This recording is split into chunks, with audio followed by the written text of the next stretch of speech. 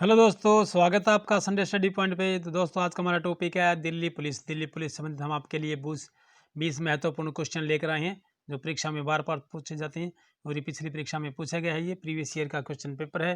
तो जल्दी से वीडियो को लाइक कीजिए, कॉमेंट कीजिए और अपने दोस्तों के साथ शेयर कर दीजिएगा।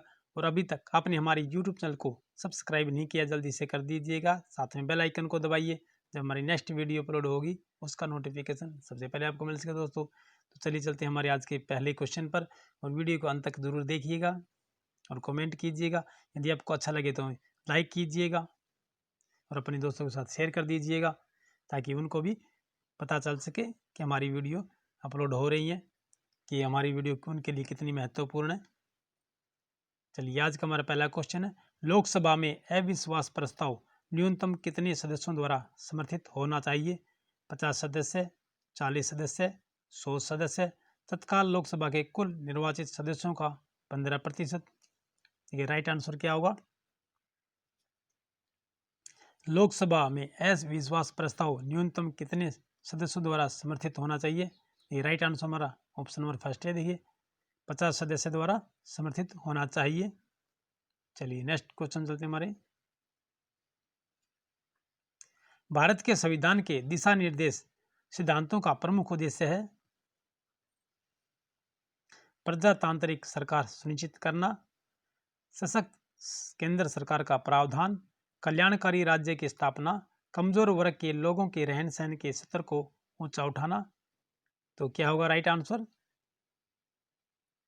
तो राइट आंसर होगा हमारा ऑप्शन नंबर सी होगा। देखिए, कल्याणकारी राज्य की स्थापना करना। ठीक है, ये हमारे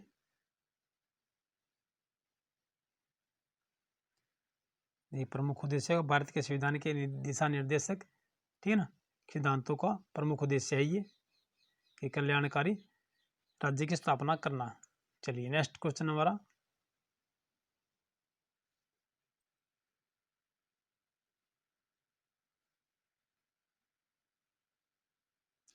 सरदार सरोवर परियोजना से निम्नलिखित राज्यों में से किसको लाभ मिलता है? गुजरात व महाराष्ट्र, राजस्थान व गुजरात, मध्य प्रदेश, महाराष्ट्र व राजस्थान।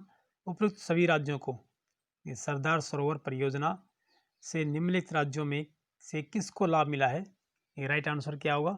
राइट आंसर होगा हमारा ऑप्शन नंबर डी होता है, उपयुक्त सभी राज्यों को। ठीक है ना, गुजरात, महाराष्ट्र, ठीक है ना, राजस्थान, मध्य प्रदेश, ठीक है, उपयुक्त सभी राज्यों को इसका लाभ मिल रहा है सरदार सरोवर परियोजना का। चलिए नेक्स्ट को चलते हमारे। 21वीं सदी का सिल्क रूट किसको कहा जाता है? भारत और पाकिस्तान के बीच रेल कड़ी, भारत और बांग्लादेश के बीच समुद्री कड़ी, ईरान और मध्य एशिया के बीच की रेल कड़ी, भारत और नेपाल के बीच की रेल कड़ी। तो राइट आंसर क्या होगा? राइट आंसर होगा हमारा ऑप्शन नंबर बी होगा। देखिए, भारत और बांग्लादेश के बीच समुद्री कड़ी, देखिए सिल्क रूट को कहा जाता है 21वीं सदी का। चलिए नेक्स्ट क्वेश्चन चलते हैं हमारे। किसके शासनकाल की प्राचीन भारत का स्वर्णिम काल कहते हैं? गुप्त शासन, मौर्य शासन, मुगल शासन, वर्धन शासन। किसके शासनकाल को प्राचीन भारत का स्वर्णिम काल कहते हैं? राइट आंसर हमारा गुप्त काल को कहते हैं, यानी गुप्त शासन को। ठीक है, नेक्स्ट क्वेश्चन हमारा। भरतनाट्यम नृत्य किस राज्य से संबंधित है? केरल, तमिलनाडु, कर्नाटक, आंध्र प्रदेश। तो आप भी अपने आंसर दीजिएगा। भरतनाट्यम नृत्य किस राज्य से संबंधित है? राइट आंसर हमारा ऑप्शन नंबर बी है, तमिलनाडु से ही भरतनाट्यम नृत्य। चलिए नेक्स्ट क्वेश्चन हमारा। ग्रामीण स्वायत्तता किसके शासनकाल की विशिष्टता थी? चोल, सातवाहन, मौर्य, कुषाण। ग्रामीण स्वायत्तता किसके शासनकाल की विशिष्टता थी? चोल, सातवाहन, मौर्य, कुषाण। राइट आंसर हमारा ऑप्शन नंबर ए होगा। देखिए, चोल राज्य की थी। ठीक है,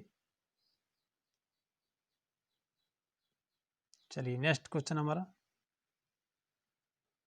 निम्नलिखित में से कौन सी झील अपने स्थान की दृष्टि से असंगत है? चिल्का पश्चिम बंगाल, चिल्क वुल्लर जम्मू कश्मीर, सांबर राजस्थान, लोनार महाराष्ट्र। देखिए, लोनार जो झील है ये महाराष्ट्र में है और अभी भी खबरों में थी कुछ समय पहले, पिछले महीने, ठीक है ना, क्योंकि इसका पानी गुलाबी हो गया था। चलिए सांबर जो है, देखिए सांबर का नमक आता है, ये राजस्थान में है, जयपुर जिले में, ठीक है। और इसमें 4 से 5 नदियाँ इसमें आकर मिलती हैं, तो अजमेर के नज़दीक से जयपुर में है ये, ठीक है। अच्छा फिर है वुल्लर झील, देखिए जम्मू कश्मीर में वुल्लर झील, ठीक है। चिल्का झील देखिए पश्चिम बंगाल में, देखिए ये असंगत है क्योंकि चिल्का झील ये उड़ीसा में है। हाँ सॉरी दोस्तों, देखिए चिल्का झील उड़ीसा में ही है, शायद गलती भी हो सकता है, फिर बता दें, लेकिन है चिल्का झील उड़ीसा में, ठीक है। नहीं देखिए पश्चिम बंगाल दे रखा है, ये गलत है, ठीक है। राइट आंसर हमारा ऑप्शन नंबर ये होगा। चलिए नेक्स्ट क्वेश्चन चलते हमारे। इंद्रधनुषीय क्रांति किससे संबंधित है? हरित क्रांति, श्वेत क्रांति, नील क्रांति, ये सभी।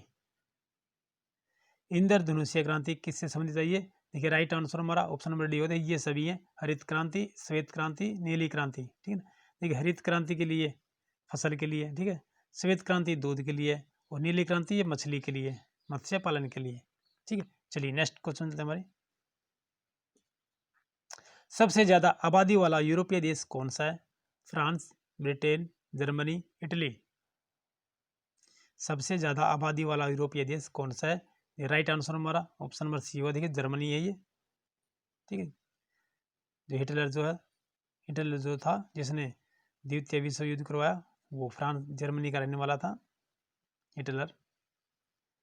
चलिए नेक्स्ट क्वेश्चन हमारा, निम्नलिखित में से कौन सा अव्यय मानव विकास सूचकांक में शामिल नहीं किया जाता है? जन्म काल में जीवन आशा, सामान्यता साक्षरता दर, वास्तविक प्रति व्यक्ति विकास दर, लोगों की जीवन शैली। तो राइट आंसर क्या होगा? निम्नलिखित में से कौन सा अव्यय है जो मानव विकास सूचकांक में शामिल नहीं किया जाता? ये राइट आंसर हमारा ऑप्शन नंबर सी देखिए वास्तविक प्रति व्यक्ति विकास दर, ये मानव सूचकांक में शामिल नहीं किया जाता, मानव विकास सूचकांक में। चलिए नेक्स्ट क्वेश्चन हमारा, भारत में रक्षा सेनाओं का सुप्रीम कमांडर कौन है? भारत में रक्षा सेनाओं का सुप्रीम कमांडर कौन है? रक्षा मंत्री, राष्ट्रपति, चीफ ऑफ आर्मी स्टाफ, प्रधानमंत्री। राइट आंसर हमारा ऑप्शन नंबर बी होगा, देखिए राष्ट्रपति हैं ये, ठीक है। जो तीनों सेनाएं हमारी जो है जल, थल और नभ, है ना, तो उन तीनों सेनाओं का राष्ट्रपति होता है, कमांडर। चलिए नेक्स्ट क्वेश्चन नंबर, केवल 2 प्रत्याशियों के बीच लड़े गए किसी चुनाव में एक प्रत्याशी कुल पड़े मतों का 56% प्राप्त कर 1440 मतों से जीत गया, तो कुल पड़े मतों की संख्या थी?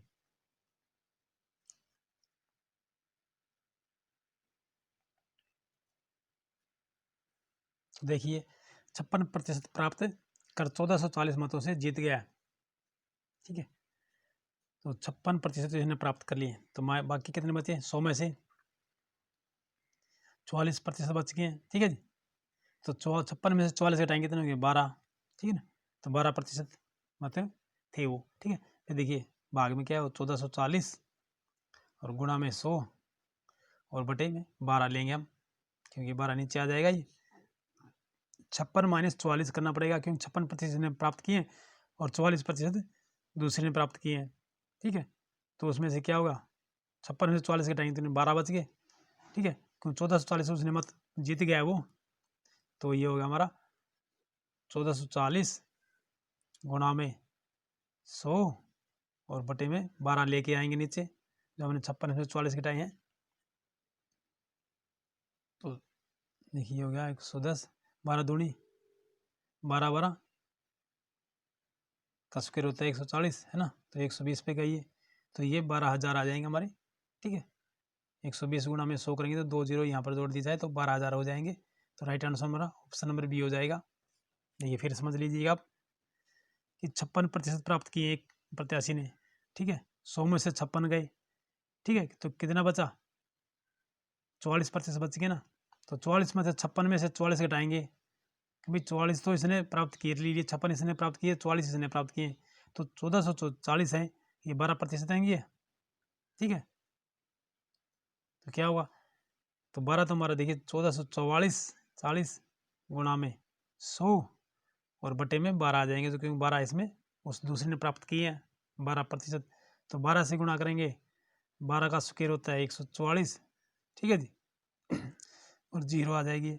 फिर 100 से गुणा करेंगे, 2 0 और जोड़ देंगे तो हमारा आंसर आ जाएगा 12,000, ठीक है। राइट आंसर हमारा ऑप्शन नंबर बी होगा। चलिए नेक्स्ट क्वेश्चन हमारा, एक कमरे की लंबाई, चौड़ाई और ऊंचाई क्रमश 5 मीटर, 4 मीटर और 3 मीटर है, तो चारों दीवारों को क्षेत्रफल कितना होगा। तो लंबाई, ऊंचाई और चौड़ाई दे रखी है, ठीक है। देखिए तीनों ही गुणा करने पड़ेंगे हमें, 5 लंबाई प्लस प्लस बी होगा, ये लंबाई और जो ऊंचाई होगी और चौड़ाई है, ठीक है। ये क्रमश लंबाई तो होगी, लंबाई हमारी क्या होगी, 2 दीवार होगी भाई, है ना। एक कमरे की लंबाई, चौड़ाई और ऊंचाई क्रमश 5 मीटर, 4 मीटर और 3 मीटर है, तो 5 और जब हम 4 जोड़ने ही पड़ेंगे भाई मीटर, तो चौड़ाई और ऊंचाई है तो 9 हो जाएगा और गुणा में 3 आ जाएगा हमारा, ठीक है ना। 3 मीटर है तो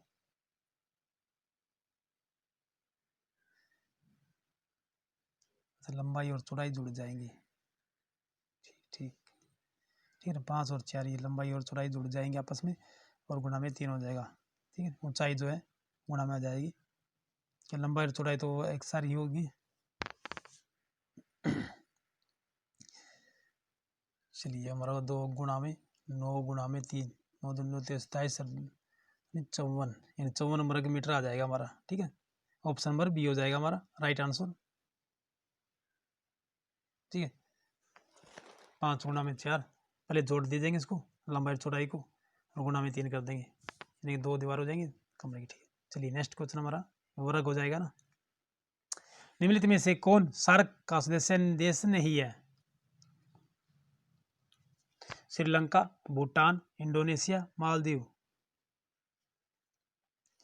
निम्नलिखित में से कौन सार्क का सदस्य नहीं है, ये राइट आंसर क्या होगा, ये राइट आंसर होगा हमारा ऑप्शन नंबर सी होगा, ठीक है। इंडोनेशिया ये नहीं है सार्क का सदस्य, श्रीलंका, भूटान, मालदीव ये सभी सार्क देश के सदस्य हैं, ठीक है। चलिए नेक्स्ट ये नेक्स्ट क्वेश्चन हमारा, भारतीय राज्यों का प्रथम बार भाषाई आधार पर गठन कब हुआ। 1947 में, 1950 में, 1952 में, 1956 में। भारतीय राज्यों का प्रथम भाषाई आधार पर गठन कब हुआ, ये राइट आंसर हमारा ऑप्शन नंबर डी होता है, राइट 1956 में हुआ था ये, ठीक है। और आंध्र प्रदेश को पहला राज्य बनाया गया था भाषा के आधार पर। तो कौन से 2 देशों का पाक स्ट्रेट जोड़ती है, ये कौन से 2 देशों को पाक स्ट्रेट जोड़ती है, भारत और पाकिस्तान, भारत और श्रीलंका, ठीक है। पाक स्ट्रेट यानी कि पाक जल डमरू, ठीक है। पाक जल डमरू देखिए हमारे भारत और श्रीलंका के बीच चाहिए, ठीक है।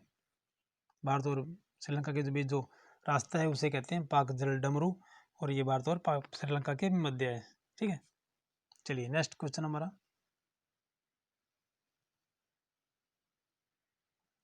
शिक्षा का अधिकार, राइट टू एजुकेशन एक्ट किस आयु के बालकों को शिक्षा का प्रबंध देता है, प्रावधान देता है, ठीक है।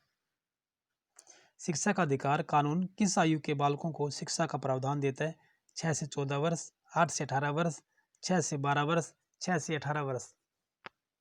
राइट आंसर होगा हमारा आंसर ये ऑप्शन नंबर ए होगा। देखिए 6 से 14 वर्ष की आयु के बालकों को शिक्षा का प्रावधान देता है, इसलिए हमारे सरकारी भी सभी सरकारी स्कूलों में 6 से 14 वर्ष की आयु तक के बच्चों की कोई फीस नहीं लगती है, ठीक है। और ये कानून बना दिया गया कि ठीक है ना, कि 14 वर्ष की आयु तक के बालकों को प्राथमिक शिक्षा अनिवार्य रूप से देनी जरूरी है।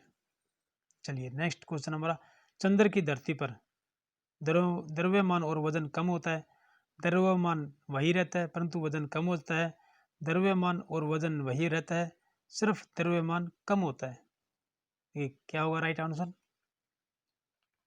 चंद्र की धरती पर यानी चंद्रमा की धरती पर देखिए राइट आंसर ऑप्शन नंबर है, द्रव्यमान वही रहता है हमारा, ठीक है, परंतु वजन कम होता है क्योंकि वहाँ पर गुरुत्वाकर्षण बहुत कम है, 1/6 का, ठीक है। चलिए नेक्स्ट क्वेश्चन हमारा, वह कौन सा मुगल शासक थे जिन्होंने अपनी आत्मकथा लिखी, बाबर और जहांगीर, जहांगीर और शेरशाह, हुमायूं और अकबर, बाबर और हुमायूं। देखिए राइट आंसर हमारा ऑप्शन नंबर ए होगा, देखिए बाबर और जहांगीर। बाबर ने और जहांगीर ने अपनी आत्मकथा लिखी थी। चलिए नेक्स्ट क्वेश्चन हमारा, लीलावती प्राचीन भारत का वृत्तांत किससे संबंधित है? लीलावती प्राचीन भारत का वृत्तांत किससे संबंधित है? रसायन शास्त्र से, दर्शन शास्त्र से, गणित से, औषधि से? राइट आंसर हमारा इसी है, गणित से है। ठीक है, लीलावती प्राचीन भारत का वृत्तांत।